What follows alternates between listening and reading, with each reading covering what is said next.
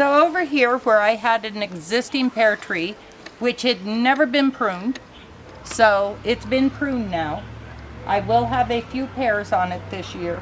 But underneath, you see this plant here is a mullein weed. Ah, mullein. Mullein weed is medicinal. And it's huge because of all the fertilizer that I have in here. So I have some of my Native American medicinal plants mixed in with my food forest. And then I have my rhubarb. And in here I have seeds that are calendula, which is an antibiotic. Back here along the fence I have some flowers that will be blooming and attracting the pollinators. And then for my ground cover I chose marigolds, which you can see them just coming up now. These little short plants are marigolds that will completely cover. They chase away bad bugs and encourage good bugs. So you wanna always have marigolds in your garden. I have spaghetti squash planted back there, and those are little apple trees that I just planted this spring. And then unfortunately these trees didn't make it. That's part of homesteading. Some do, some don't. So these will be replanted in the spring. They're peach trees. Is this a sucker coming up on this one? Or It another is, plant? but it's a grafted tree, so it's going to have to come out. It's grafted. It's a sucker from something else. Well, it's a sucker from an apricot tree, Right. but not the apricot tree that I wanted. So in this green stuff here? in this area here, I have lettuce coming and mixed filled greens and marigolds, and they're just starting to come up now. Eventually this plot will be feeding my rabbits for the rest of the summer. So you weren't worried about making pretty little rows of your No, I lettuce just scatter it. right. And I you scatter it out there and then I rake it in. Okay. That'll be some beautiful ground cover there. And the pipe that you see is actually the gray water from my kitchen sink and my bathtub and shower. So is it perforated, and it keeps this really, really moist. Yeah. Very nice. It's perforated so that it will drain out, and it comes from the house all the way around. That's why I have the boards here, is not to get down in the mud. Over here I have some more mullein weed, and I have hollyhocks growing, which hollyhocks are great attractors of pollinators. I do have some rhubarb that's hiding here in the spinach right now. My spinach is ready to pick. I didn't pick it yet because I wanted you to videotape it. That was planted in March. Are you going to let any of it go to seed and reseed itself? It's seeded right there, so I will be shaking those seeds back down into the dirt. And then harvest your spinach. I have a hard time getting my husband to eat spinach, so most of the spinach will go to the rabbits and chickens. But it's so good. Mm-hmm. And then in here I have my acorn squashes planted, along with marigolds. So the marigolds will help keep the weeds down, and the squashes will grow up and just go everywhere and cover this whole space. What do you do about bugs other than planting beneficial bug repellent plants? I slap them. Collect them in water buckets, or you don't use pesticides? I do not use pesticides. I do put up traps later in the year, and I put up the sticky traps. But here on the top of my fence, you might see the little coffee cans full of sticks, and those are actually bug hotels. The pollinators, the mason bees, the blue mason bees, will actually go in there and lay their cocoons in those sticks. And then in the spring, when it starts warming up, I'll have lots of pollinators out here. That is awesome. And I've heard of it, but I'd never seen it done. Okay, it takes 15 minutes to cut your little sticks to fit your coffee can, and 5 minutes to wire it to the top of your fence, and everything's free. And then you've created bug hotels for beneficial bugs. All around my garden. As well as I do have my hummingbird feeders up, and that's to attract the hummingbirds because they do a lot of pollination too. But they call them mason bees because they take mud to make their little cocoons with. Okay. And they'll carry mud into those sticks, and and lay their eggs in there, and then they deposit pollen in there for the larva to feed on until it turns into a bee and comes out in the spring. The first ones that come out are the males, and they just kind of hover in a little cloud, but they never touch you. Right. And so you know you have pollinators if you have this little cloud of what looks like flies that never touches you. Right. And then the females come out. All the males do is breed with the females. It's the females that do the pollinating. They don't sting. I think Ross wants to say something. Let's take him for a second. He's got some input on this. This is Lila's husband, Ross, and he had some input on the mason bees there. But just a little added note. I like them because they don't sting. Awesome. So they're just little worker bees. They look like flies. They aren't a nuisance. They mind their own business. Right. And so they don't sting, and they don't. Do they get in your house? Yes. They do. Yes. But they go back to their hotel, right, Shirley? Okay. One other thing, we have not got them up yet. We're going to have bat houses. And Oh, that's great. they have. We have water just about a block and a half away. Right. Bats need to be within a quarter of a mile of a source of water. Right. And that given, this is a natural place for them because we're going to make them feel right at home here. And they will really help you keep the bugs down. That's right. So this little space here is actually the grave of my 4-footed son who passed away in January. So it's all flowers. So this is Laddie's flower bed. It makes my garden very spiritual. I spend a lot of time out here sitting on my bench and talking with Laddie. And he has flowers today. So he came to the party. This bed is a rotating bed. I have all onions planted in here except for my volunteer potato and the peas at the other end going up the trellis. But as I pull onions out, I will replant onions, and I will be able in this climate to keep my onions going all winter long just by covering the top of the bed with a plastic hoop. Okay. And I eat a lot of onions, so They're so important in anything you cook, and they're good medicinally too. this bed beside me here is a perennial bed. This is asparagus. You can see this little male asparagus here. This is the female that you don't eat. The male is the portion that you eat. I won't be picking any of it this year. It needs to be on its 3rd or 4th year before you start picking it. You want it as big around as your little finger before you start picking the male stems. So all through this bed there is asparagus growing, and then the bushy stuff is kale. And kale will grow through the winter here without being covered. So it's ready to pick also and process. I will be cleaning it, chopping it, and freezing it in chopped pieces. And you add that to omelets and such, I right? add it to omelets, I add it to stews. Sometimes I dry it out and powder it up and add it to a seasoning mix. Okay. Because we don't use salt. We use herbs. Okay, so I mentioned earlier I make my own compost. This is kitchen scraps, animal bedding, weeds, whatever. These are how I get my coffee grounds from my local Starbucks. And I just dump it in here and stir it in.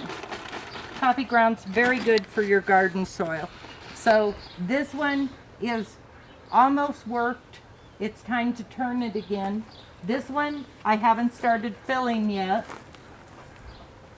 And this one over here is a hot compost in process. Doesn't smell. It does not smell at all. You notice there are a lot of flies on it. Compost is going to draw flies. Don't put it right beside your back door. You want it at the back of your property, or you want to put it in a covered can. Okay. Where I get my animal waste from is from my rabbits, which are all in these cages here. These cages are built on recycled grocery store display shelves. That's what they're made out of, and then my husband built the barn.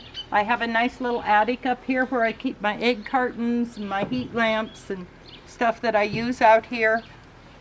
Right now I have about 30 rabbits.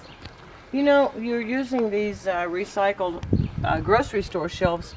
One of the major issues we have on homesteads is predators being able to get into your pens, and everybody's always talking about what's the best kind of cage material, and I see that this is very, very predator proof. Right.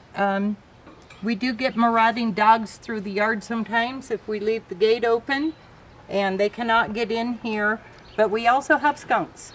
Right. And skunks cannot get through this. So that's one reason why I have that. I did use pieces of this shelving for the gates in my garden, remember, and my trellises, so I've used them throughout the property. This here was a donated gate, once again recycled, came off of someone else's fence.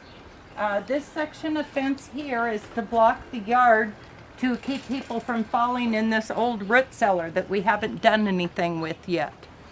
Part of the dilapidated housing, you said you purchased an old abandoned house. It had a caved-in roof and was full of garbage and debris, and we've managed to get most of that removed, and now it needs to be redug, and the walls need to be reinforced and a new roof put on it.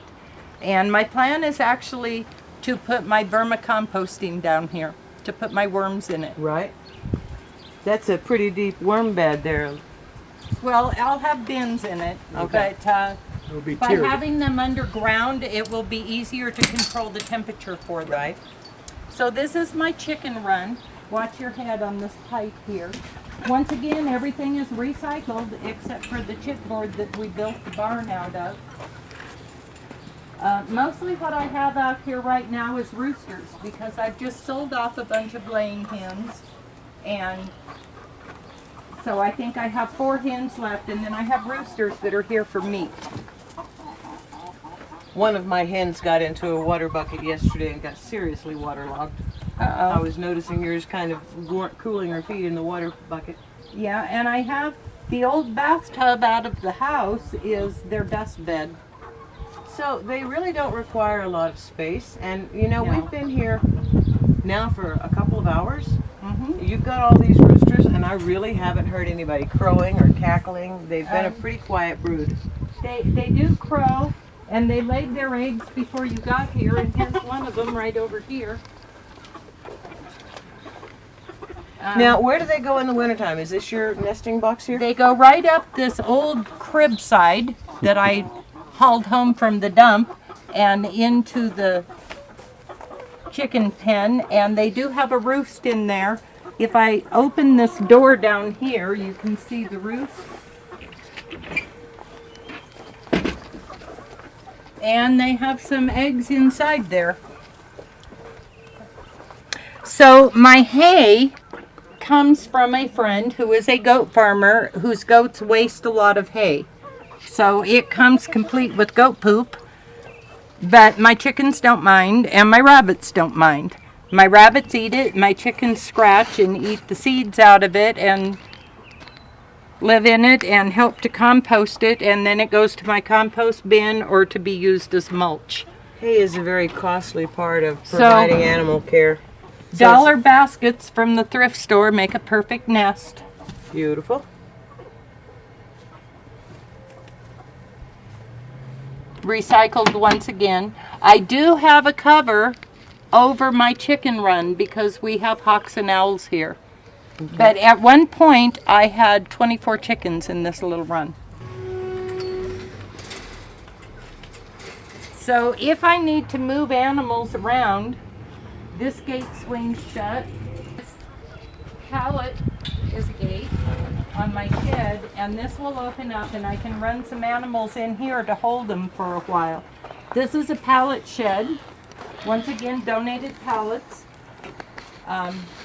We did buy the chipboard for the roof, but the tin and the vinyl up here that is my skylight, the tin was donated. We paid $18 for the skylight so that we didn't have to run electricity out here. So I have a nice little garden shed to keep my animal materials and my garden tools in, and it's big enough to bring in my garden wagon.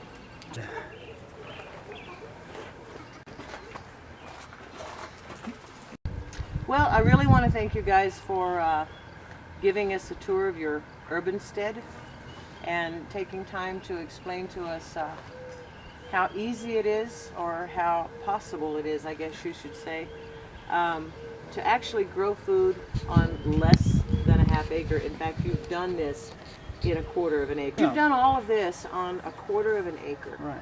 And it's just amazing to us. And I know that you've given a lot of hope to a lot of people who can't seem to get away from the urban life, the city life, the town life. And we haven't shown it, but probably 50 feet away from your yard, you've got neighbors. Yes. And nobody's complaining. You're raising rabbits and you're raising chickens and you've got your own gardens and you're running compost here. And you don't have any problems with neighbors. So I it's give a matter. them eggs. Yeah, you give them eggs. Give your neighbors eggs. So Okay. I hope that I was able to show you that, you know, obviously my husband and I are retirement age. Right. And we came from the city, and I did have a background in farming, but I had lived in the city for years. I hope I've been able to inspire some people to give it a try. Right. It is a lot of work. You have to have dedication, and you take a lot of disappointments along the way, but the few little joys that you get are worth every minute of it. Right. One of the things that I see often is people saying, I'm 50 years old. Is it possible for me to start another round of life? Is it possible for me to create a homestead style lifestyle? Well, last year I celebrated my 25th birthday. It was the 25th. third anniversary of my 25th birthday, The third anniversary of your 25th birthday. and now I'm 76. All right. And I'm 63. And this place, you guys took this particular place over a year and a half ago. Yes, So when you were 61 and a half yes. and you were 73, you guys took on another quarter acre to And a create condemned house. and a condemned house. The house was vacant 12 years. Totally gutted. So And condemned. And condemned, yeah. Every window broken, the roof leaked, there was no plumbing and no electrical hooked up anywhere in the house. So we have made it livable inside. That can be for another day. Right. Um, So if you guys are And started- 30-something or 40-something, you've got a lot of time, as A long lot of as you're time. committed and dedicated to it. And if you're 50 or 60-something, don't let that stop you. You can do this. It and can if be you're done. 70 or 80 something and you have a desire, go for it. That's right. That's right. Live your dreams. The olden ways.